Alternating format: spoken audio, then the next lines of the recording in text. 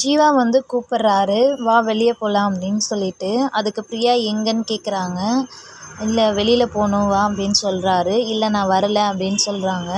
அதுக்காக ஜீவா வந்துட்டு கையை பிடிச்சிக்கின்னு இழுத்துட்டு போகிறாரு. இவங்க எங்கே போகிறாங்கன்னு பார்த்தீங்கன்னா ஒரு ரெஸ்டாரண்ட்டுக்கு தான் போகிறாங்க. பிரியாவும் ஜீவாவும் மனசு விட்டு பேசுகிறதுக்காக ஒரு ரெஸ்டாரண்ட்டு போயிருக்காங்க. ஸோ அங்கே போயிட்டு 2 பேரும் பேசுகிறாங்க. இந்த மாதிரி ஜீவா கேட்குறாரு, "பிரியா நீ இதுமாரிலாம் இருக்கிறது சரியா?" அப்படின்னு சொல்லிட்டு. "நீ நானும் பிரிஞ்சு இருக்கணுமா?" அப்படின்னு சொல்லிட்டு கேட்குறாரு. அதுக்கு பிரியா வந்து என்ன சொல்கிறாங்கன்னா, "இல்லை நீ வந்து பண்ணது ரொம்ப தப்பு.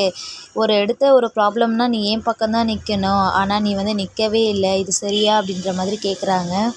அதுக்கு ஜீவா என்ன சொல்கிறாருன்னா, "என் நிலமையில இருந்து பார்த்தா அப்படி தான் இருந்திருக்கும். என் நிலமையில இருந்து பாரு" அப்படின்ற மாதிரி சொல்கிறாரு. அதுக்கு பிரியா வந்து ஏற்றுக்க மாட்றாங்க. "நீங்கள் 1000 தான் சொன்னாலும் நான் எங்கள் அப்பா அம்மாவை எதிர்த்து நின்னேன். அந்த மாதிரி நீங்கள் வந்து அவங்கள விட்டு வந்தீங்களா? இல்லையே. என் தங்கச்சி வந்துட்டு கஷ்டப்படுறா" அப்படின்ற மாதிரி பேசிக்கின்னு இருந்தாங்க. அதுக்கப்புறமா காவியாவும் பார்த்தியும் பற்றி போயின்னு இருந்துச்சு.